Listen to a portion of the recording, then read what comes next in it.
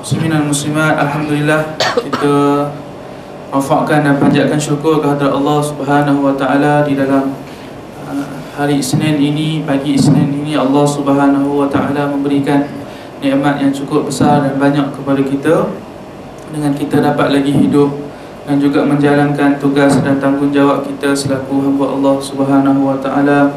Mudah-mudahan kita semua akan terus dan sentiasa berada di bawah rahmat Allah dan di husnul khatimah kan oleh Allah Subhanahu wa taala dalam setiap urusan ataupun kehidupan kita ini, insya-Allah.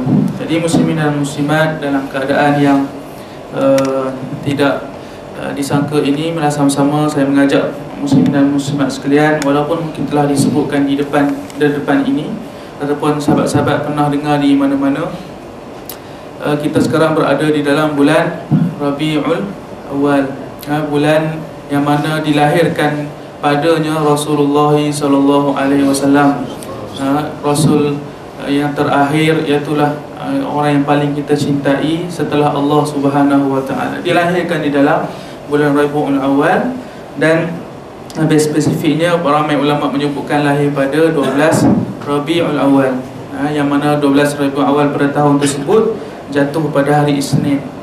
Jatuh pada hari Isnin. Jadi banyaklah kalau muslimin dan muslimat lihat di televisyen, kaca TV sendiri pun banyak program-program bulan Rabiul Awal inilah mula pakat-pakat masing-masing pulun jenuh cari penceramah nak sebut pasal Rasulullah saja. Habis bulan Ramadan ni, habis Rabiul Awal ni habis dah tak ingat dah Rasulullah, dah habis dah semua tentang kecintaan kepada Nabi SAW. Tapi bila tiba Rabiul Awal, alhamdulillah masih ada lagi kesedaran, hatta walaupun kepada syarikat televisyen atau mana-mana untuk mencari ataupun memberikan pengisian-pengisian tentang membawa kepada kecintaan kepada Nabi SAW. Alkulahannya Rabiul Awal ke bulan-bulan mana sekalipun, hendaklah kita sentiasa meletakkan kecintaan kita kepada Rasulullah SAW. Hatta Rasulullah SAW tak suruh kita ingat birthday dia. Rasulullah tak suruh kita sambut dia punya kelahiran. Akan tapi kita, orang yang kita cintai tu, kalaulah kita mencintai seseorang, tandanya adalah kita sentiasa ingat dia. Hatta kepada pakaian ke apa-apa saja kita akan ingat dia, kita akan ikut dan tiru dia. Sebab itulah kita dituntut untuk mengikut sunnah Nabi SAW. Tanda kita cinta kepada Rasulullah sallallahu alaihi wasallam. Seorang lelaki yang suka kepada seorang perempuan, dia akan terus tukar 360 darjah kalau walaupun dia berlawan dengan perempuan tersebut. Cik Minah ni suka warna apa ni? Minah suka warna merah. Abang pun memang betulan suka warna merah contohnya, padahal dia suka warna putih, warna hijau contoh. Minah suka makan apa? Minah suka makan ikan kembung. Abang pun memang kebetulan memang suka ikan kembung, sehari 3 kali makan ikan kembung gitu. Tu kalau sebab dia nak jack, maknanya nak jack je. Nak kata dia cinta kepada Minah ni. Minah kat rumah buat apa? Minah malam-malam main Facebook. Abang pun malam-malam memang suka main Facebook. Bukan malam sampai subuh abang main Facebook. Macam tu. Itu adalah sebab tanda apa? Tanda kita cinta dekat perempuan tersebut. Rasulullah macam mana? Apa tanda kamu cinta pada Rasulullah? Terkebir-kebir kita nak jawab. Apa nak buat? Selawat entah ke mana jauh. Tak ada selawat melainkan dalam solat. Ikut sunnah. Apa ada sunnah pada kita kan? Janggut, alhamdulillah ada. Yang tak ada janggut, alamak macam mana ni, tepuk dahi lah kan. Doalah Allah, ya Allah bagilah tumbuh janggut kan. Yang perempuan tak ada lagi janggut, jerabi ni kita larilah. Tapi yang lelaki ni kalau ada janggut, alhamdulillah. Kalau tak ada, alhamdulillah juga. Mungkin kita boleh cari sunnah yang lain. Carilah pakai cincin ke, ataupun kita boleh pakai minyak atar ke. Itu adalah antara sunnah-sunnah ataupun perlakuan Nabi yang Nabi suka. Bersiwak ke, kita buatlah. Paling kurang ada dalam diri kita ni satu sunnah yang kita selalu buat. Satu sunnah pun jadilah, alhamdulillah. Kita jadi ahli sunnah wal jamaah, jangan ahli sunat wal jumaat. Itu lain pula cerita kan. Tak apalah. Baik, ahli sunnah wal jamaah. Baik, antaranya adalah tandanya kita mengikut Nabi SAW. Dan saya sebutkan permulaan tadi bulan Rabiul Awal juga, alhamdulillah, masa ataupun lapangan ataupun padang untuk kita ni turun padang untuk menunjukkan tanda kita cinta pada Rasulullah SAW. Carilah buku-buku tentang Rasulullah dan sebagainya, ataupun kita kita menghadiri kuliah-kuliah tentang menceritakan tentang manaqib ataupun sirah syama'il Nabi Muhammad sallallahu alaihi wasallam. Semua itu adalah menunjukkan tanda kita cinta kepada Nabi sallallahu alaihi wasallam. Tunggulah mungkin 6 hari bulan ini ataupun 12 Rabiul Awal ni, memang mana-mana masjid, mana-mana surau akan buat ceramah Maulidur Rasul. Hadirlah. Hadir, insya-Allah ada penambahan baru tentang kita dengan Rasulullah sallallahu alaihi wasallam. Rasulullah sallallahu alaihi wasallam dia tak tuntut kita sambutan dia, tetapi kita ni faham-faham. Faham-fahamlah dia adalah Sayyidul Anbiya wal Mursalin. Sebab itulah kita kena muliakan Nabi sallallahu alaihi wasallam walaupun dia manusia biasa. Rasulullah sallallahu alaihi wasallam ditanya tentang sembahyang puasa hari Isnin, su'ila an saumi yaumil Isnin. Rasulullah ditanya tentang berpuasa pada hari Isnin. Apa Rasulullah jawab? Zaka yaumun wulidtu fihi. Itu adalah hari aku dilahirkan padanya. Maksudnya Rasulullah ingat tiap-tiap minggu. Kenapa Rasulullah puasa Isnin? Sebab dia ingat dia lahir hari Isnin. Dia ingat, tapi dia tak suruhlah kamu puasalah Isnin sebab aku dilahirkan pada Isnin. Tak. Sebab apa? Sebab Rasulullah dia ingat birthday dia tiap-tiap minggu. Kita setahun sebulan sekali saja kita ingat Rasulullah sallallahu alaihi wasallam. Rasulullah tiap-tiap minggu. Sebab itulah antara sunnah ulama-ulama dahulu di Mekah dan juga Madinah, setiap hari Isnin buat maulid. Syekh Allahumma salli ala sayyidina Muhammad, Syekh Ali An-Nadwi, bukan Syekh Muhammad Alawi Al-Maliki. Contohnya setiap hari Isnin akan buat maulid Nabi ataupun buat haul siapa-siapa tentang keluarga Nabi sallallahu alaihi wasallam.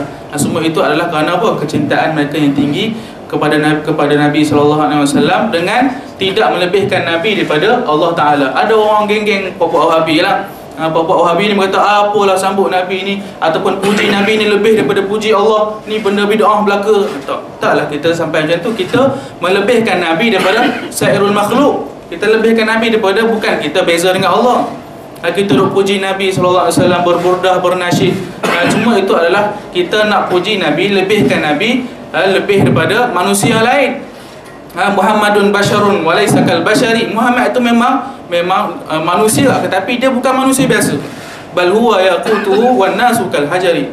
Bahkan dia adalah batu permata yakut, batu permata yang bernilai, dan manusia lain seolah-olah seperti mana al-hajar, seperti mana batu biasa. Yakut pun batu jalan pun batu, tetapi Rasul ni jenis batu yakut, batu permata, jenis batu yang mahal. Kita ni jenis batu-batu jalan tar ya. Batu kat kampung-kampung tu kita lah. Tetapi Rasulullah adalah orang yang batunya lebih mahal dan bernilai daripada manusia lain. Ada orang kata apalah puji Rasulullah ni orang biasa saja. Rasulullah ni seumpama postman dengan postman, seperti postman yang menghantar surat daripada Allah Subhanahu Wa Taala. Ada kata Muhammad seperti mana postman. Tak layak. Kenapa? Kerana kalaulah diumpamakan Muhammad seperti mana postman, adakah postman tersebut layak dibandingkan dengan Nabi sallallahu alaihi wasallam? Sebab Nabi ini berbeza dengan yang dikatakan sebagai postman. Ada tak postman kalau hantar surat pada rumah tuan-tuan ajak dia minum, ni mai minum rumah aku ni, baguslah kerja postman ni kan. Dia hantar surat kat rumah kita, tak ada. Tetapi Rasulullah dia bawa risalah Allah, ada kelebihan sehingga kan binatang-binatang dan juga siapa saja pun akan memuliakan Nabi SAW. Wa ma arsalnaka illa rahmatan lil alamin. Tidaklah kami utuskan kamu wahai Nabi melainkan sebagai rahmat kepada lil alamin. Apa itu alam? Masih Allah, selain pada Allah Subhanahu Wa Taala. Banyaklah kisah mujizat lain kan yang telah baca. Ada yang antara saya pernah jumpa dalam kitab Dalailun Nubuwah, bila mana Rasulullah wafat saja ada seekor keldai di Madinah. Seekor keldai di Madinah mati seolah-olah macam bunuh diri tau. Mati bunuh diri, masya-Allah. Sebab bila Rasulullah mati, keldai ni dia tak makan, tak minum sampai mati dia. Sedih. Pernah dengar cerita ni? Pernah kan? Ada seekor keldai di Madinah bila mana Rasulullah wafat. Dia tak makan, tak minum. Orang bagi makan, dia tak makan. Orang bagi minum, tak minum. Bila dia mati. Lalu ulama sebut kata dia bersedih di atas kesedihan Nabi SAW. Diriwayatkan dalam kitab Dalailun Nubuwah. Masya Allah. Itu adalah kesedihan seekor keldai dengan Nabi SAW. Jadi muslimin dan muslimat bukan nak suruh tak makan belaka tau. Tetapi kita hendaklah menaikkan rasa cinta kita kepada Nabi SAW. Yang paling utama adalah kita buat apa yang Nabi suruh. Itulah, janganlah duk pergi cinta Nabi akan tapi yang Nabi suruh tinggal. Buatlah spanduk kami sayang Rasulullah penyelamat umat dan sebagainya, barak tepi jalan tu kan. Tapi bila balik buka tudung pun semua kan. Tu di Malaysia pun banyak lah. Bila Rob 12 awal buat perarakan, gunanya buat spanduk macam-macam, tapi nak ikut Nabi tak ada. Nak ikut Nabi itulah yang paling utama sekali, tanda kita sayang kepada Rasulullah sallallahu sayang kepada Rasulullah sallallahu alaihi wasallam. Jangan kita jadi macam orang Yahudi, masalul ladzina humilut taurata thumma lam yahmiluha kamasalil himari yahmilu asfara. Kita bawa spanduk macam-macam dah, puji Nabi, sayang Nabi pun semua, tapi seolah-olah kita ni macam Yahudi, yang mereka ini bawa kiling kitab Taurat ni mata-rata, bawa Taurat akan tapi seolah-olah mereka ni hanya seperti himar, seperti mana keledai yang bawa kitab tu saja, tak ambil manfaat daripada kitab Taurat mereka. Itulah antara sifat-sifat orang Yahudi. Kita ni bawa alas spanduk, bawa mata-rata sekeliling kampung, satu Kuala Lumpur bawa, tapi nak ikut Nabi tak ada langsung. Itu adalah antara sifat-sifat yang mazmumah yang ditunjukkan oleh Bani Israel. Jangan pula kita ikut seperti mana sifat-sifat tersebut. Ala kuliahnya, insya-Allah mudah-mudahan kita mendapat rahmat dengan kita mengikuti Nabi sallallahu alaihi wasallam, kerana Nabi adalah orang yang paling dicintai oleh Allah Subhanahu wa taala. Maka kita mencintai orang yang paling dicintai Allah, kita juga adalah termasuk orang yang dicintai oleh Allah Subhanahu wa taala. Kajilah akhlak Nabi. Allah Taala sebut wa innaka la'ala khuluqin azim. Sesungguhnya ada banyak taukid di situ. Wa inna tu dah taukid dah, la tu, lam tu dah taukid dah, ala tu pun ada ulama sebut sebagai membesarkan Nabi. Seolah-olah akhlak tu berada di bawah Nabi, ala ni atas. Sungguh Rasul ni berada di atas akhlak yang azim, yang hebat, yang mulia. Rasulullah berada di atas akhlak, maksudnya akhlak itulah yang mengikut Nabi sallallahu alaihi wasallam. Akhlak itulah yang seolah-olah Rasulullah yang membentuk dan mencernakan akhlak seorang muslim. Baik, jadi muslimin dan muslimat, dah banyak kali dah nak berhenti tapi duk tambah-tambah lagi kan. Kuliahnya insya-Allah mudah-mudahan bermanfaat. Banyakkan berselawat kepada Nabi sallallahu alaihi wasallam, kerana selawat kepada Nabi adalah antara tanda kita cinta kepada Rasulullah sallallahu alaihi wasallam. Mudah-mudahan bermanfaat kepada semua dan memberikan satu cas sahaja kepada sahabat-sahabat untuk mencari lebih, bagilah ke kuliah-kuliah ataupun melalui pembacaan buku-buku tentang Nabi sallallahu alaihi wasallam. Aku qouli hadza wa astaghfirullahal azim li wa lakum. Assalamualaikum warahmatullahi wabarakatuh. Hasbunallahu wa ni'mal wakeel.